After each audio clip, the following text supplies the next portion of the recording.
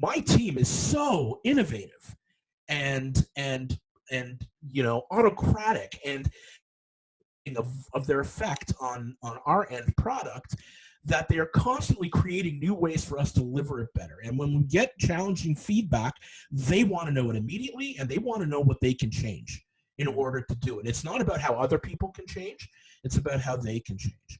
And I guess for me, it came from Simon Sinek, from Start With Why.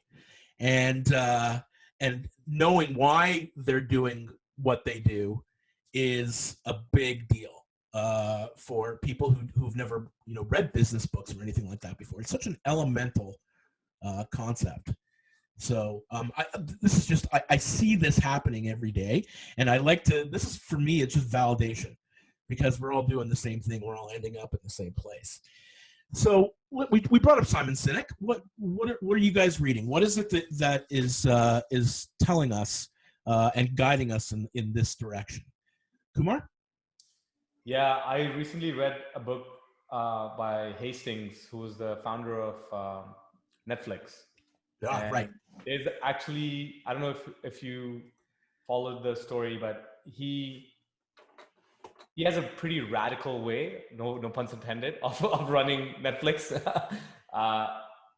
It's very result oriented, result driven company.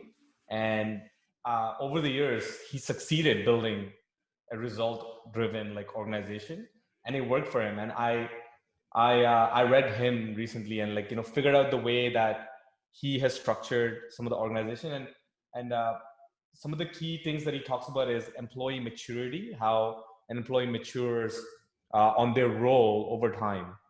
And at ACTO as well, we kind of talk about this with our team members, where we give them the autonomy to be project managers. At the end of the day, no matter at what level you are in the company, we want them to own the micro decisions that they make on a day-to-day basis.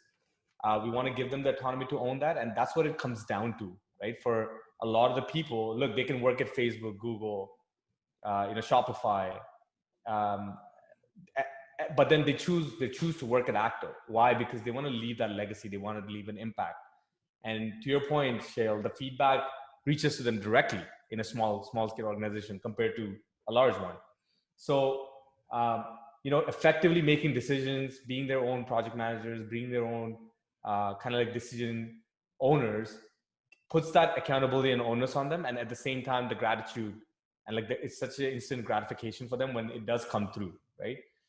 So that's what we've been focusing on lately. And the Hastings book has been pretty revolutionary in my thought process. It's a great point. And I'm just going to put not to put too fine a point on it, but it's about micromanagement. It's certainly how I ran the company at the beginning. Yeah. Until I realized that, obviously we all realize that at some point as a company leader that you can't do that. You're getting too big. And you actually, when you enable your team to make their own decisions, yeah, and to stand behind those decisions and be accountable to those decisions, suddenly they are so much more invested